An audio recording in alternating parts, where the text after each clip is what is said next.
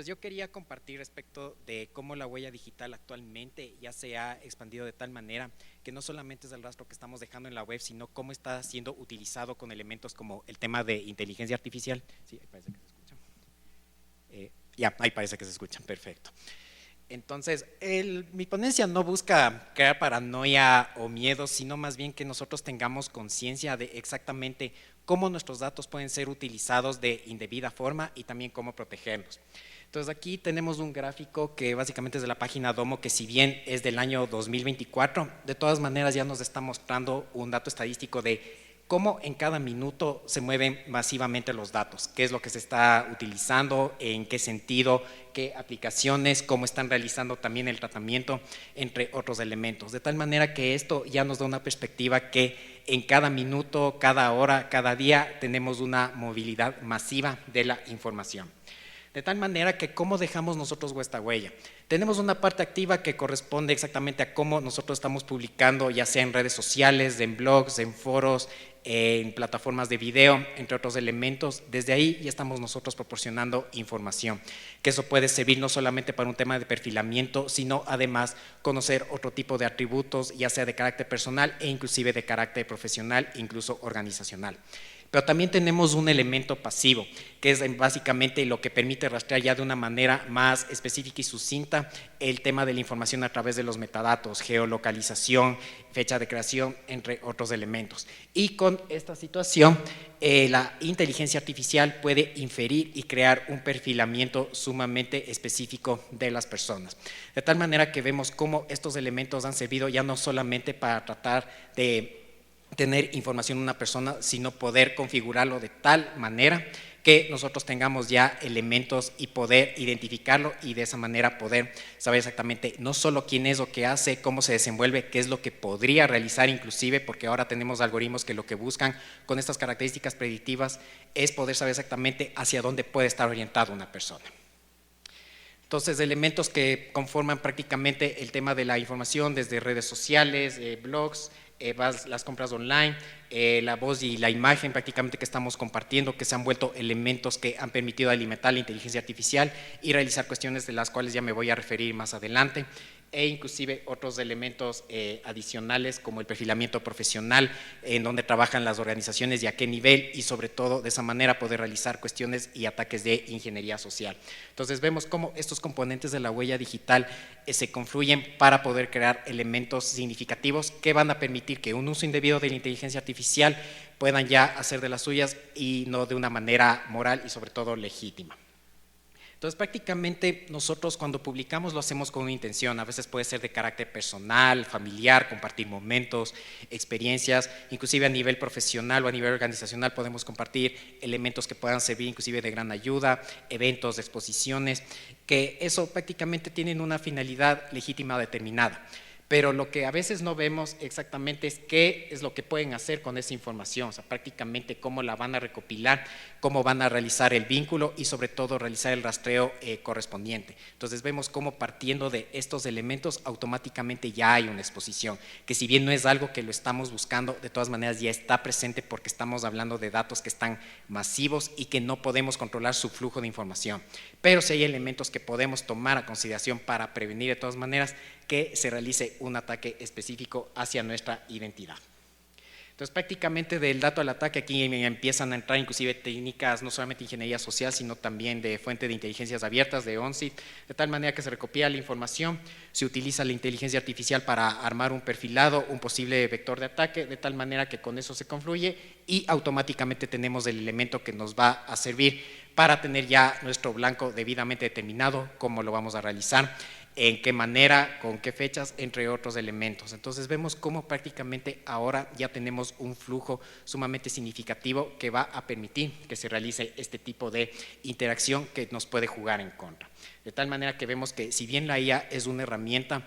así como puede servir para fines legítimos, puede también suceder lo contrario. Entonces sí es importante también conocer hasta qué punto esto puede llegar.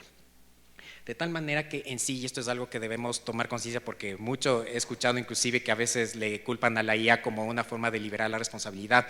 pero la culpa en sí no es de la IA, sino de quién la utiliza, por qué y para qué. Entonces debemos tomar en consideración que la IA en sí no es básicamente el riesgo como tal, pero va creando el riesgo conforme a la información que nosotros hemos publicado y es lo que permite tener un elemento de rastreo.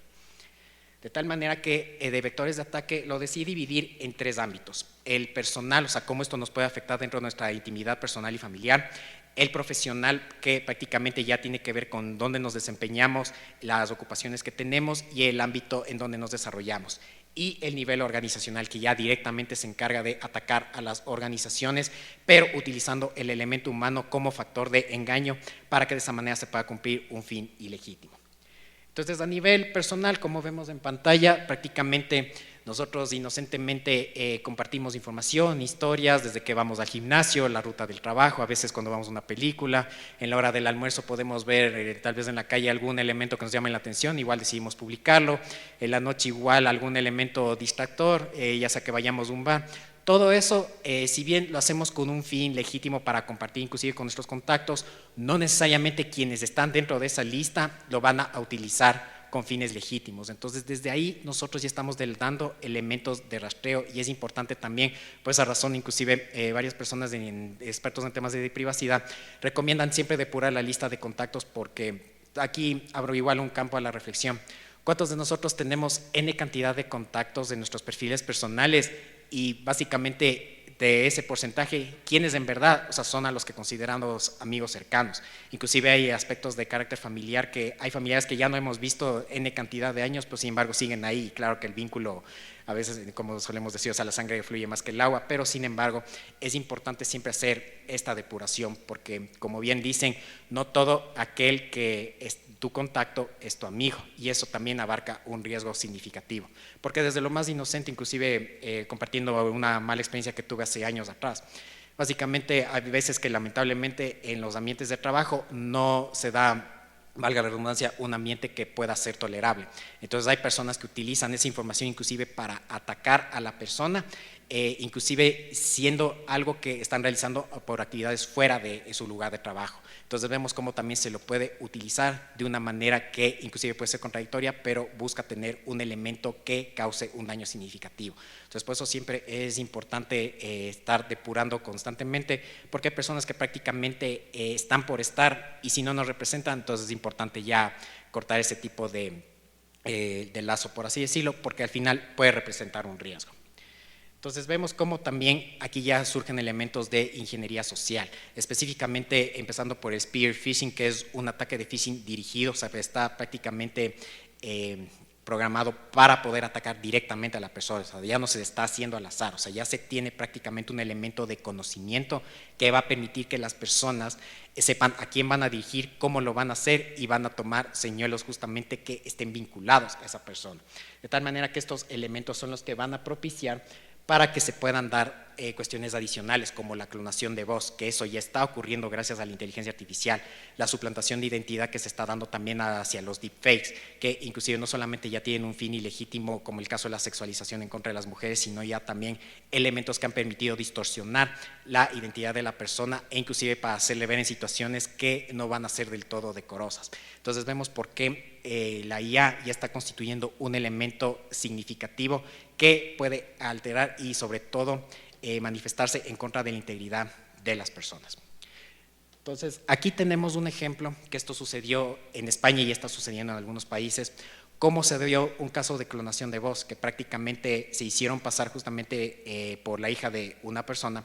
Entonces una madre estaba totalmente desesperada y por lo tanto decidió justamente depositar la suma de $1,200, entonces, porque justamente utilizaron esa clonación de la voz de la hija para poder realizar este tipo de fraude. Y claro, al final cuando se comunicó con su hija en el teléfono que corresponde, se dio cuenta que fue una estafa, no había hablado con ella bajo ningún momento y estaba fuera de peligro. Entonces ya se han habilitado canales específicos para poder lidiar con este tipo de ciberataques. Una de las iniciativas que existen actualmente en España es gracias al Instituto Nacional de Ciberseguridad, la INCIBE, que tiene su canal de ayuda y ha permitido también de alguna manera establecer un nuevo paradigma en la cultura digital para poder mitigar estos riesgos con la inteligencia artificial.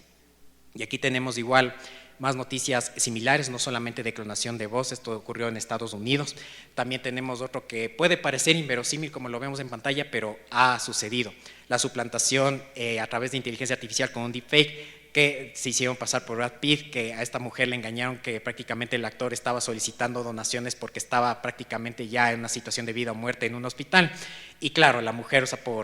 que prácticamente le admiraba a este actor, decidió dar su donación, pero terminó estafada. Entonces vemos cómo ya se conjugan elementos significativos que buscan ya afectar no solamente la integridad de las personas, sino también su patrimonio, y eso es lo que nos llama no solamente la atención, sino también ya establecer mecanismos que permitan la verificación, porque algo que está ocurriendo de una manera que ya no solamente es curiosa, sino que también ya va alterando de una manera significativa las emociones de los seres humanos, es que se están utilizando deepfakes no solamente para llamar la atención, sino también para realizar este tipo de actos que constituyen una afectación directa hacia el ser humano. Muchos ya capaz hemos visto cómo a veces surgen videos que buscan nuestra simpatía, especialmente con el tema sensible de los animales, que cuentan unas historias que son prácticamente llamativas, pero a la larga resulta que son videos generados por inteligencia artificial. Otro ejemplo que sucedió hace semanas atrás, que de ley la gran mayoría debe conocer, qué es lo que sucedió en China con esos 7 perros que habían divulgado que se habían escapado posiblemente de un matadero,